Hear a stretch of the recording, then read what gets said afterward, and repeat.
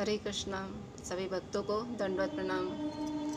तो वसुदेव और देवकी का विवाह का उत्सव चल रहा था। तो उसी समय कंस इसको इतना सारा दहेज में इतनी सारी चीजें दे रखी थी। पैदल सैनिक, घोड़ा, हाथी, हजारों हजार दासियां कि जो देवकी की सेवा में लगी रहे। तो ले करके जा रहा था और बड़े ही प्रेम से, उसे अपनी बहन से इतना प्रेम था। और देवकी बहुत सुंदर थी। वसुदेव के साथ में विवाह का इतना खुश था वो कि सारथी बन करके खुद लेकर के जा रहा था विदाई कराने। तभी आकाशवाणी होता है। देवता लोग छुप करके आकाशवाणी करते हैं कि अरे मूर्ख, तुम जिस देवकी का विदाई करके ले जा रहे हो वही तुम्हारी मृत्यु का कारण होगा। उसका 8वां पुत्र तुम्हारी मृत्यु का कारण होगा, वही तुम्हारा विनाश करेगा। तभी कंस को क्रोध आता है और अपने हाथों में तलवार निकालता है। एक हाथ से देवकी का बाल पकड़ता है और तुरंत मारने जाता है। तो वसुदेव उन्हें समझाते हैं कि हे कंस, हाथ जोड़ करके विनती करते हैं कि अभी तो मुझे अपनी पत्नी की रक्षा करनी चाहिए। वो मन में सोचते हैं कि उसके बाद जब पुत्र उत्पन्न होगा तब मैं इन्हें दूंगा। तो कंस वसुदेव के आगे वसुदेव कंस को प्रणाम करते हैं और बोलते हैं कि हे कंस, ये जो अभी अबला स्त्री है देवकी से तुम्हारा क्या खतरा है? वो तुम्हें क्या मार सकती है? खतरा तो तुम्हारे इसके बच्चों से है ना। तो तुम इन्हें ले करके क्या कर सकते हो? इसे मार करके तुम्हारा यश, तुम्हारा कुल का सर्वनाश हो जाएगा। क्योंकि अपनी बहन का तुम मृत्यु का कारण मत बनो।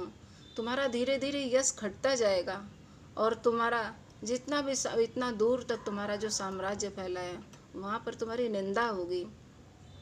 तो इस प्रकार से बहुत तरह से वो उनको समझाते हैं, जो 10वें स्कंद में भागवतम में लिखा हुआ है कि वसुदेव कंस को बहुत प्रकार से समझाते हैं। और जब कंस समझ जाता है कि वसुदेव की बातों को मान जाते हैं, क्योंकि जो वसुदेव होते हैं वो भगवत परायण हैं, बहुत अच्छे और अपने वचन के पक्के थे।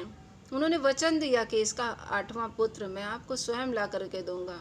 जितने भी बच्चे उत्पन्न होंगे मैं आपके चरणों में ला करके रख दूंगा, आप उसे मारिएगा।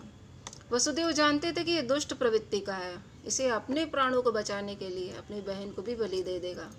इसके अपने प्राण इतने प्यारे हैं कि इसका और किसी का मोह नहीं करेगा। तब वादे के मुताबिक वसुदेव को कंस मान गया और देवकी और वसुदेव को लाके कारागार में बंद कर दिया। जो भी उसका विरोध किया उसे भी मरवा दिया। तो इस प्रकार से कंस और वसुदेव का ये बात तय हो गया कि कारागार में डाल दिया। और हर साल हर वर्ष एक एक बच्चे को जन्म देते थे देवकी, और उससे वो ला करके कंस को देता था और कंस उसे पत्थर पे पटक के मार देता था। कंस इतना अत्याचारी हो गया था। वो जानता था कि 8वां पुत्र कोई और नहीं, नारायण ही होंगे, उसी से मेरी मृत्यु होगी।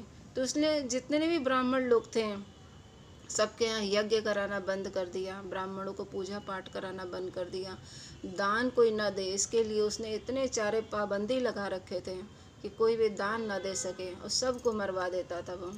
इसलिए क्योंकि मेरी पूजा हो और कहीं किसी का पूजा न हो, नारायण की पूजा न हो, इससे असुर प्रवृत्ति बढ़ेगा और वैष्णव लोग नीचे हो जाएंगे।